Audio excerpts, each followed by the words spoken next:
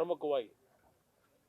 ಇನ್ನು ನೀವು ಮೊನ್ನೆ ಒಂದು ಪತ್ರಿಕೆಯಲ್ಲೇ ಬರೆದಿದ್ದೀರಿ ವಿವರಣೆಯನ್ನು.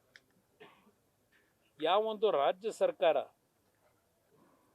ಕೇಂದ್ರ ಸರ್ಕಾರದ ಯೋಜನೆಗಳು ಪ್ರಮುಖವಾಗಿ ರಾಜ್ಯದಲ್ಲಿ ಹಲವಾರು ಭಾಗದಲ್ಲಿ ರಾಷ್ಟ್ರೀಯ ಹೆದ್ದಾರಿಗಳ ಯೋಜನೆಗಳಿಗೆ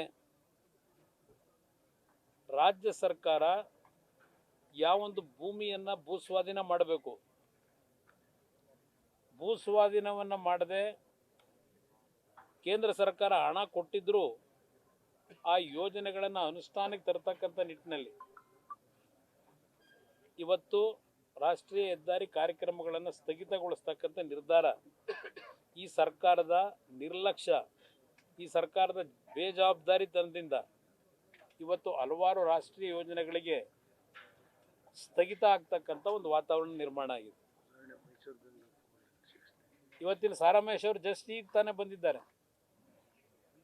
ಸುಮಾರು 700 ಕೋಟಿ ಹಣ ಬಿಳಿಕೆರೆ ಇಂದ ಪ್ರಾರಂಭ ಆಗಿ ಮಾರಗೊಂಡ ಯಾವ್ದು ಮಾಯಗೊಂಡಹಳ್ಳಿನೋ ಯಾವ್ದಣ್ಣ ಅದು ಊರು ಎಡೆಗೋಡನಹಳ್ಳಿ, ಸರ್ ನಮ್ಮ ದೊಡ್ಡಹಳ್ಳಿ ಕೊನೆ ಭಾಗದಲ್ಲಿ ಎಡೆಗೋಡನಹಳ್ಳಿಯವರೆಗೆ 4 ಲೈನ್ ಆಗಬೇಕಾಗಿತ್ತು.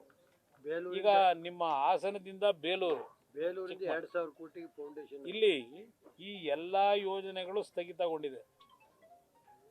ನಮ್ಮ ಮುಖ್ಯಮಂತ್ರಿಗಳು ಕೇಂದ್ರದ ಆರ್ಥಿಕ ಸಚಿವರು ಹೆಣ್ಣು ಮಗಳಿದ್ದಾರೆ.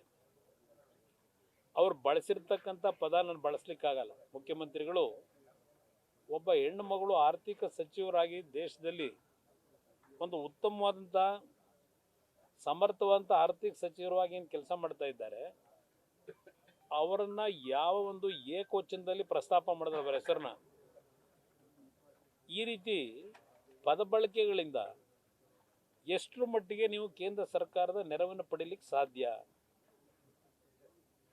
ನಿಮ್ಮ ನಡವಳಿಕೆಗಳನ್ನು ನಾನು ಪದೇ ಪದೇ ಹೇಳ್ತಾ ಇದ್ದೇನೆ, ನಿಮ್ಮ ನಡವಳಿಕೆಯನ್ನು ಪದೇ ಪದೇ ಸರಿಪಡಿಸ್ಕೊಳ್ಳಿ ಅಂತ ಹೇಳಿ. ಆದರೆ ಅವರಲ್ಲಿ ಆ ಬದಲಾವಣೆ ಮಾಡ್ಕೊಳ್ತಕ್ಕಂಥ ವಾತಾವರಣ ಇಲ್ಲ ಅವರಲ್ಲಿ. ಅವರ ಪದ ಬಳಕೆಗಳು ನಾನು ಹಳ್ಳಿಯಿಂದ ಬಂದಿರೋನು ಅಂತ ಹೇಳ್ಬೋದು. ಹಳ್ಳಿಯಿಂದ ಬಂದಿದ್ರು ಹಳ್ಳಿನಲ್ಲೂ ನಮ್ಮ ಜನ ನಮ್ಮ ಭಾಷೆಯನ್ನು ಪ್ರಯೋಗ ಮಾಡಬೇಕಾದ್ರೆ ನಮ್ಮ ಸಂಸ್ಕೃತಿಯನ್ನು ಎಷ್ಟು ಮಟ್ಟಿಗೆ ಉಳಿಸ್ತಾರೆ ಅಂತಕ್ಕಂಥದ್ದು ನಾವು ನೋಡಿದ್ದೇವೆ. ಹಳ್ಳಿಯ ಭಾಷೆ ಅಂತಕ್ಕಂಥದ್ದನ್ನು ಹೇಳ್ತಕ್ಕಂಥದ್ರ ಮುಖಾಂತರ ಸಮಜಾಯಿಷಿ ಕೊಡೋದಲ್ಲ. ಅದರಿಂದ ಇವತ್ತು ಪದೇ ಪದೇ ಕೇಂದ್ರ ಸರ್ಕಾರದ ಬಗ್ಗೆ ಏನು ಹೇಳ್ತೀರಿ, ನಿಮ್ಮ ಜವಾಬ್ದಾರಿ ಎಷ್ಟರ ಮಟ್ಟಿಗೆ ನಿರ್ವಹಣೆ ಮಾಡಿದ್ದೀರಿ, ಇದು ಇಲ್ಲಿರ್ತಕ್ಕಂಥ ಪ್ರಮುಖವಾದಂಥ ಅಂಶ. ಅದರಿಂದ ಈ ಸಂದರ್ಭದಲ್ಲಿ ನಾನು ಎಲ್ಲ ವಿಷಯಗಳನ್ನ ಪ್ರಸ್ತಾಪ ಮಾಡಲಿಕ್ಕೆ ಹೋಗಲ್ಲ. ನಾಡಿದ್ದು ಮತ್ತೆ 24ರ ಸಭೆಯಲ್ಲಿ ಬಹುಶಃ ಹಲವಾರು ವಿಷಯಗಳನ್ನು ನಾನೇನು ಪ್ರಸ್ತಾಪ ಮಾಡಬೇಕು ಅಂತ ಇದ್ದೇನೆ. ಅವತ್ತು ಸುದೀರ್ಘವಾಗಿ ಮಾತನಾಡ್ತೀನಿ. ಮೈತ್ರಿ ಬಗ್ಗೆ ತಾವು ಮಾತಾಡ್ತೀವಿ. ಸಮಾವೇಶದ ಮೂಲಕ ಸಂದೇಶವನ್ನು ಕೊಟ್ಟಿದ್ದಾರೆ.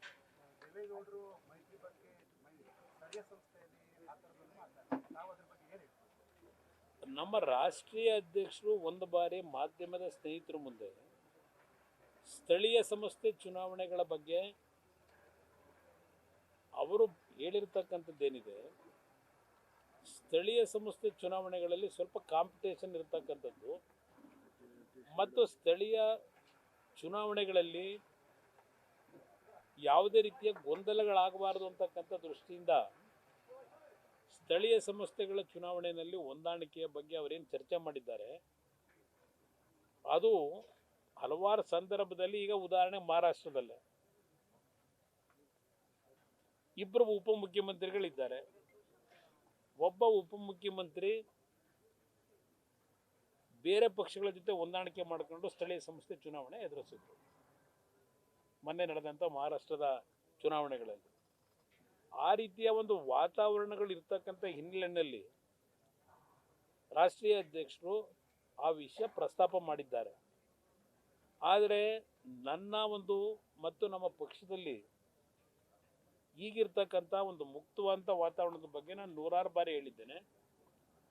ನಾವು ಸ್ಥಳೀಯ ಸಂಸ್ಥೆ ಚುನಾವಣೆಗಳಲ್ಲೂ ಸಹ ಸಾಧ್ಯವಾದ ಮಟ್ಟಿಗೆ ನಾವು ಒಡಂಬಡಿಕೆಯನ್ನು ಮಾಡಬೇಕು ಅಂತಕ್ಕಂಥದ್ದು ಎರಡೂ ಪಕ್ಷಗಳ ನಾಯಕರು ಕೂತು ಇದ್ರ ಬಗ್ಗೆ ಚರ್ಚೆ ಮಾಡಿ ಸಾಧಕ ಬಾಧಕಗಳು ಯಾವ ರೀತಿ ಹೋಗಬೇಕು ಅನ್ನೋದಕ್ಕೆ ನಮ್ಮ ಪ್ರಮುಖವಾದಂಥ ಗುರಿ ಇರ್ತಕ್ಕಂಥದ್ದು ನಾಡಿನ ಜನತೆಯ ಬಯಕೆ, ನಮ್ಮ ಪಕ್ಷಗಳ ಬಯಕೆ ಅಲ್ಲ ಇದು. ನಾಡಿನ ಜನತೆಯ ಬಯಕೆ ಇರ್ತಕ್ಕಂಥದ್ದು ಇಂಥ ಒಂದು ಕೆಟ್ಟ ಸರ್ಕಾರ ಮೊದಲು ಈ ರಾಜ್ಯದಿಂದ ತೊಲಗಬೇಕು ಅಂತಕ್ಕಂಥದ್ದು. ನಾಡಿನ ಜನತೆಯ ಭಾವನೆಗಳು ಏನಿದೆ ಆ ಭಾವನೆಗಳಿಗೆ ಯಾವ ರೀತಿ ಎರಡೂ ಪಕ್ಷಗಳು ಈ ಒಂದು ಮೈತ್ರಿಗೆ ಸಂಬಂಧಪಟ್ಟ ಹಾಗೆ ನಾವು ನಡ್ಕೋಬೇಕಾಗಿದೆ. ಇಂಥ ಕೆಟ್ಟ ಸರ್ಕಾರ ತೆಗೆಯಲಿಕ್ಕೆ ನೋಡ್ತಾ ಇದ್ದೀನಿ ನಾನು. ಅದರಿಂದ ಯಾವುದೇ ವಿಷಯಗಳನ್ನು ನಿಮ್ಮ ಮುಂದೆ ಹೇಳ್ತಾ ಇಲ್ಲ ನಾನು. ಭ್ರಷ್ಟಾಚಾರದ ಬಗ್ಗೆ ಮತ್ತಿನ ಅಧಿಕಾರಿಗಳು ಯಾವ ರೀತಿ ನಡೀತಾ ಇದ್ದಾರೆ ಯಾವುದು ಇಲ್ಲಿ ಪ್ರಸ್ತಾಪ ಮಾಡಲಿಲ್ಲ ನಾನು. ಅದೆಲ್ಲ ನಾಡಿದ್ದು ನಾನು ಬಂದಾಗ ಚರ್ಚೆ ಮಾಡ್ತೀನಿ ಸುದೀರ್ಘವಾಗಿ. ಈ ಎಲ್ಲ ಹಿನ್ನೆಲೆಯಲ್ಲಿ ಈ ನಾಡಿನ ಜನತೆ ಈ ಕೆಟ್ಟ ಸರ್ಕಾರ ತೆಗಿಬೇಕು ಅಂತಕ್ಕಂಥದ್ದೇನಿದೆ ಅವ್ರ ಭಾವನೆ, ಆ ಹಿನ್ನೆಲೆಯಲ್ಲಿ ಸೂಕ್ತವಾದ ನಿರ್ಧಾರಗಳನ್ನು ಮಾಡ್ತೀವಿ. ನ್ಯೂಸ್ ಫಸ್ಟ್ ನಿರ್ಭೀತಿಯಿಂದ ನಿಮ್ಮ ಪರವಾಗಿ.